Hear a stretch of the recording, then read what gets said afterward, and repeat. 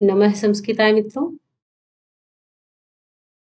हम लोग पीजीटी के पाठ्यक्रम में निर्धारित जो 7 ग्रंथ हैं, उन सभी ग्रंथों के मंगलाचरण का अध्ययन कर रहे हैं। पीछे वीडियोज में हम लोग अभिज्ञान शाकुंतलम, उत्तर रामचरितम और किरातार्जुनीयम के मंगलाचरण का अध्ययन कर चुके हैं। अभी हम लोग नीति शतकम के मंगलाचरण का अध्ययन करेंगे, जो कि अनुष्टुप छंद में है और प्रत्येक चरण में 8 वर्णों पर यति होती है, यानी कि 8 वर्णों पर हमें विराम लेना है, फिर इसका वाचन करना है। तो आइए हम लोग इसका वाचन देखते हैं।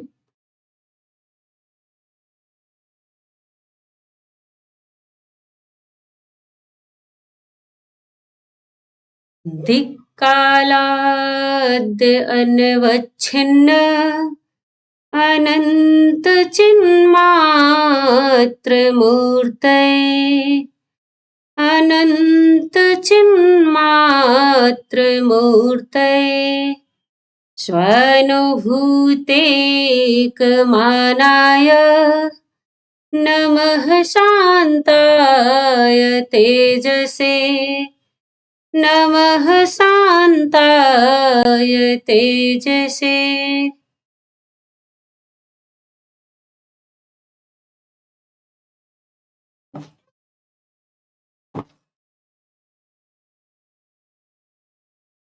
हम लोग मंगलाचरण का अर्थ देखते हैं। नीति शतकम महाकवि भर्तृहरि विरचितम ग्रंथ है, जो कि मुक्तक काव्य के नाम से जाना जाता है। नीति शतक की विधा क्या है? मुक्तक काव्य, जो इसके द्वारा विरचित है, भर्तृहरि के द्वारा।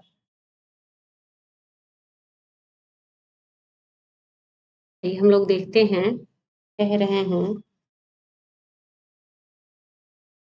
भर्तृहरि जी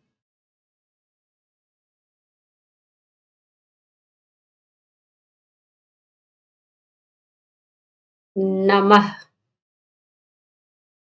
इसको नमः, शांताय तेजसे नमः, नमस्कार करता हूँ। इसको शांताय तेजसे, दोनों ही चतुर्थी विभक्ति में है, क्योंकि तेजस का विशेषण है शांताय। और आप जानते हैं नमः के योग में चतुर्थी विभक्ति होती है। इस सूत्र से नमः स्वस्ति स्वाहा स्वधा अलम वसट योगाच सूत्र से। तो कह रहे हैं कि नमः शांताय तेजसे, उस शांत स्वरूप ज्योति स्वरूप तेजस को, ब्रह्म को नमः, नमस्कार है।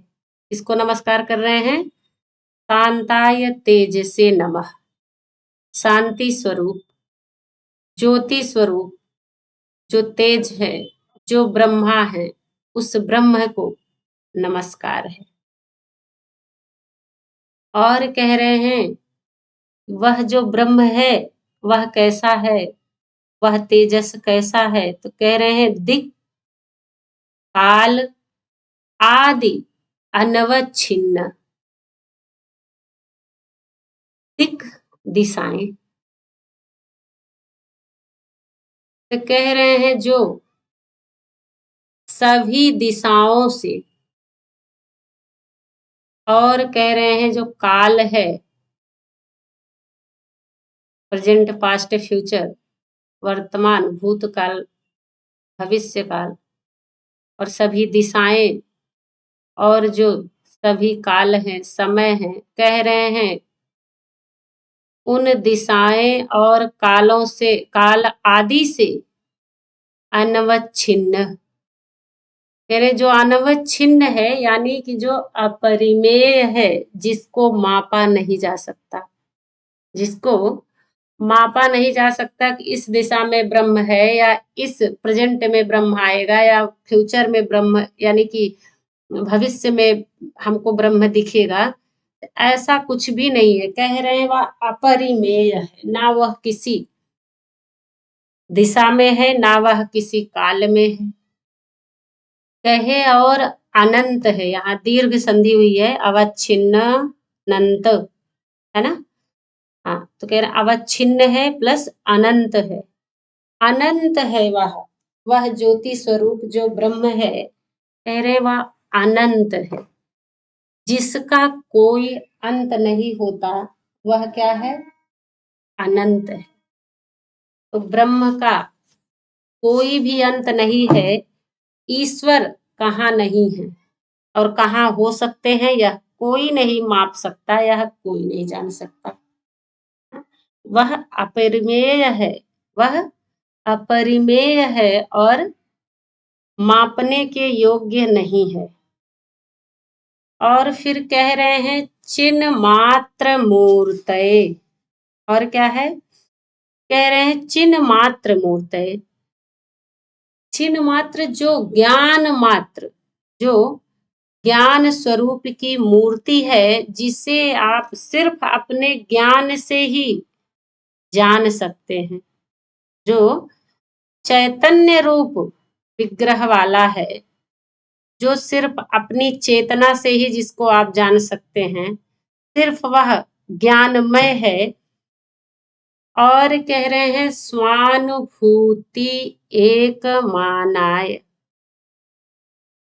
तो कह रहे हैं स्व अनुभूति, स्व प्लस अनुभूति, कह रहे हैं और एक प्लस मानाय, कहे स्व अनुभूति, और वह सिर्फ अपने, स्व मतलब अपने, अनुभूति अनुभव मात्र से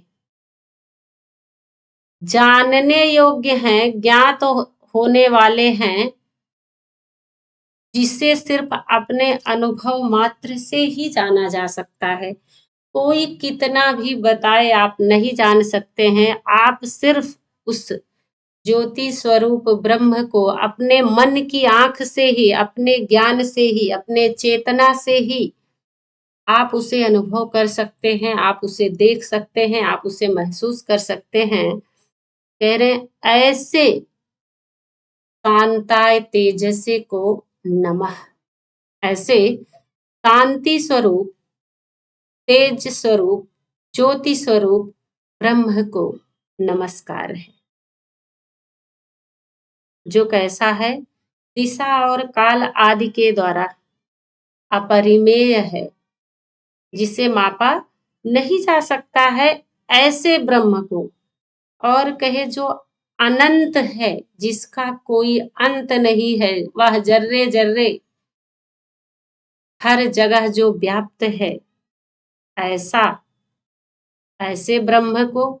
और कहे जो चिन्ह मात्र मूर्त है, जो ज्ञान की मूर्ति है, जो ज्ञानमय है, जिसे सिर्फ आप अपने, वह चैतन्य रूप है, तो आप सिर्फ उसको, उसे अपनी चेतना से ही आप जान सकते हैं। और कहे जो अपने ही अनुभव, एकमात्र अपने ही अनुभव से जो जानने योग्य है, मानने योग्य है, देखने योग्य है, ऐसे शांति स्वरूप, ज्योति स्वरूप ब्रह्मा को नमस्कार है। क्लियर हो गया। शांताय तेज से, तो शांति स्वरूप, तेज से ज्योति स्वरूप ब्रह्म को स्व अनुभूति एकम, एक मानाए, अपने अनुभव मात्र से जो जानने योग्य है, ऐसा ब्रह्म। और कहे जो दिशा काल आदि से अनवच्छिन्न है, अपरिमेय है, अनंत है और ज्ञानमय है, ज्ञानमय स्वरूप वाला है, ऐसे ब्रह्म को। क्लियर हो गया। यह श्लोक मंगलाचरण अनुष्टुप छंद में है। इसमें 8 वर्णों पर हम लोग यति कर रहे हैं। दिक्कालाद्यनवच्छिन्न अनंत चिन्मात्र मूर्ते स्वानुभूतेकमानाय नमः शान्ताय तेजसे नमः शान्ताय तेजसे। ये हम लोग इससे बनने वाले सवालों को देख लेते हैं।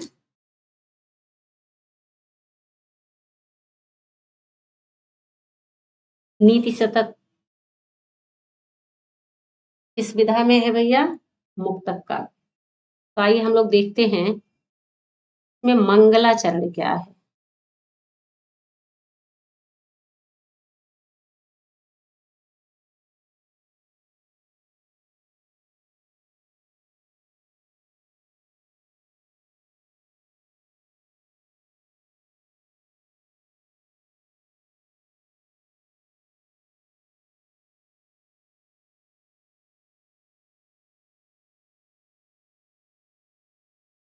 यह श्लोक मंगलाचरण आपको याद करना है, वाचन करना है बढ़िया से अनुष्टुप छंद में, जिससे यह याद रहे कि यह अनुष्टुप छंद में है। सोचना नहीं पड़े एग्जाम में कि कौन सा छंद है। तो मंगलाचरण कैसा है? नमः, नमस्कार किया जा रहा है। किसके द्वारा? भर्तृहरि जी के द्वारा, है ना। नमस्कारात्मक मंगलाचरण है। देवता कौन है?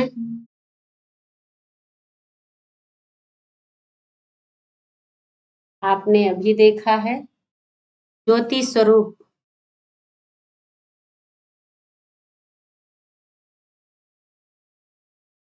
इसको नमस्कार है, पर ब्रह्म को नमस्कार है ना। जो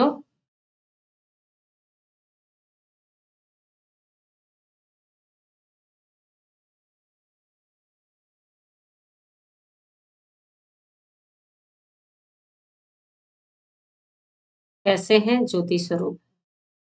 और क्या है क्वेश्चन? छंद कौन सा है यह पूछता है। अनुष्टुप छंद है।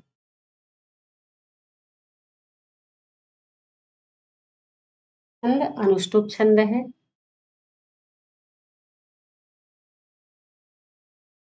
अब इसके कवि कौन है? लेखक। लेखक हैं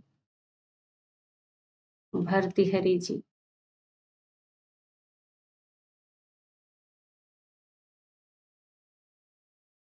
और इसकी विधा क्या है? जैसा कि आप नाटक है, महाकाव्य है, गीत काव्य है, ऐसे कह रहे हैं, यह क्या है? मुक्तक काव्य है। यह बहुत इंपॉर्टेंट है। नीति शतक किसके अंतर्गत आता है? मुक्तक काव्य के अंतर्गत आता है। मुक्तक, मुक्त का मतलब फ्री, स्वतंत्र। कह रहे हैं जो इसमें सभी श्लोक हैं वह सब अपने अर्थ को प्रकट करने के लिए एक दूसरे की अपेक्षा नहीं रखते हैं। वह अपने आप में स्वतंत्र हैं। अपना अर्थ देने के लिए वह अपने आप से स्वतंत्र हैं। सभी श्लोक एक दूसरे से कोई करेक्शन नहीं है किसी के अर्थ का। इसीलिए यह क्या है? इसी को स्वतंत्र पद्य या स्वतंत्र श्लोक कहा गया है। मुक्तक काव्य इसे ही कहा गया है, जिसमें 100 श्लोक है। नीति शतकम। आप जानते हैं 3 शतक लिखे हैं भर्तृहरि जी। यह आप बताइएगा, आप लोग देखकर। हमारे सभी मित्रों को वैसे पता होगा। तो यह विधा इसकी क्या है? यह इंपॉर्टेंट है, मुक्तक काव्य है। लेखक हैं भर्तृहरि जी। इस मंगलाचरण में छंद है, अनुष्टुप छंद है। देवता हैं जिनको नमस्कार किया गया है, जिनकी स्तुति की गई है, वह ज्योति स्वरूप पर ब्रह्मा। और कहे मंगलाचरण नमस्कारात्मक मंगलाचरण है। इसको नमस्कार किया गया है, ज्योति स्वरूप ब्रह्मा जी को नमस्कार किया गया है। और मंगलाचरण क्या है? नमस्कारात्मक मंगलाचरण। इतने सारे इंपॉर्टेंट सवाल इस मंगलाचरण से बनते हैं। नभः शांताय तेजसे में आपने सूत्र लगाया है, आप जान ही रहे हैं। चतुर्थी विभक्ति हुई है तो कौन सा सूत्र लगेगा नमः के योग में? स्वा प्लस अनुभूति प्लस एक मानाय। यहाँ आप देख रहे हैं दीर्घ संधि है और यड़ संधि है। दिक् काल आदि, यहाँ भी दीर्घ और यड़ संधि है। अनवच्छिन्न दीर्घ संधि अनंत चिन्ह मात्र मूर्तये, चिद मात्र है तो ताको ना हुआ है। आप संधि आप लोग पढ़े हैं तो बताइए। चिन्ह मात्र जो है तो यहाँ क्या है? चित प्लस मात्र अनुनासिक संधि हुई है, ताको ना हो गया है। और चिन्ह मात्रम, मात्रच प्रत्यय लगा है मात्रम में, है ना? यहाँ पर मात्रच प्रत्यय लगा है।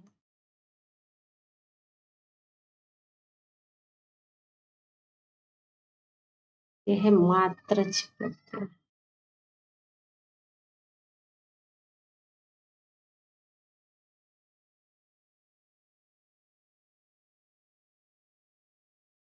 आज की वीडियो में बस इतना ही। नेक्स्ट वीडियो में फिर मिलते हैं। हम अपने सभी दोस्तों से फिर से कहना चाहेंगे कि हमारे सभी मित्र जो भी वीडियो को देखते हैं, जो भी उसमें अच्छा या बुरा दोनों, जहां भी हमको सुधार करने लायक कुछ भी ऐसा है तो आप अपने कमेंट के जरिए जरूर हमें बताइए। हमें बहुत अच्छा लगेगा, क्योंकि अपनी गलती अपने से जल्दी से दिखता नहीं है। इसीलिए हम आप लोग से रिक्वेस्ट कर रहे हैं कि आप जरूर कमेंट करके बताइएगा, वहां हम जरूर सुधार करेंगे। नमः संस्कृताय, फिर मिलते हैं।